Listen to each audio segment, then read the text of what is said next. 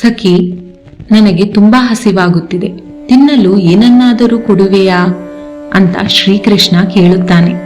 ಯಾರಿಗೆ ಗೊತ್ತಾ? ಬನ್ನಿ, ಒಂದು ಸಣ್ಣ ಕಥೆಯನ್ನು ಕೇಳೋಣ. ಪಾಂಡವರು ವನವಾಸದಲ್ಲಿದ್ದಾಗ ದ್ರೌಪದಿಗೆ ಇತರೆ ಋಷಿಮುನಿಗಳಿಗೆ ಅನ್ನ ಸಂತರ್ಪಣ ಮಾಡಲು ಸೂರ್ಯದೇವರಿಂದ ಅಕ್ಷಯ ಪಾತ್ರೆಯನ್ನು ವರವಾಗಿ ಪಡೆದಿರುತ್ತಾಳೆ. ಈ ಅಕ್ಷಯ ಪಾತ್ರೆಯ ವಿಶೇಷವೇನೆಂದರೆ, ದ್ರೌಪದಿ ತಾನು ಕೊನೆಯಲ್ಲಿ ಊಟ ಮುಗಿಸುವವರೆಗೂ ಅದರಲ್ಲಿ ಭೋಜನ ಎಂದೂ ದಣಿಸುವುದಿಲ್ಲ. ಒಂದು ದಿನ ಊಟ ಮುಗಿಸಿ ಪಾತ್ರೆಯನ್ನು ತೊಳೆದಿಟ್ಟ ಮೇಲೆ ದುರ್ವಾಸರು ತಮ್ಮ ಶಿಷ್ಯರೊಂದಿಗೆ ಪಾಂಡವರ ಆಶ್ರಮಕ್ಕೆ ಆಗಮಿಸುತ್ತಾರೆ. ಆತಂಕಗೊಂಡ ದ್ರೌಪದಿ ಕೃಷ್ಣನನ್ನು ಪ್ರಾರ್ಥಿಸುತ್ತಾಳೆ.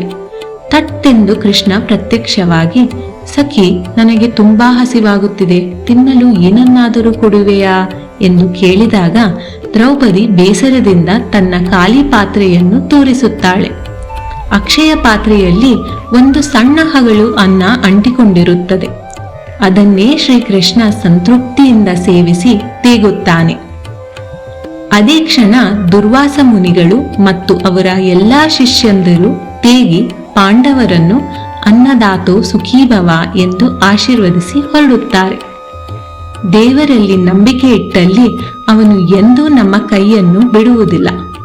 ಒಮ್ಮೊಮ್ಮೆ ಕಷ್ಟ ಬಂದಾಗ ಅನಿಸುತ್ತದೆ, ಎಲ್ಲಾ ಬಾಗಿಲು ಮುಚ್ಚಿ ಹೋಗಿವೆ, ಯಾವುದೇ ದಾರಿ ಕಾಣಿಸುತ್ತಿಲ್ಲ ಅಂತ.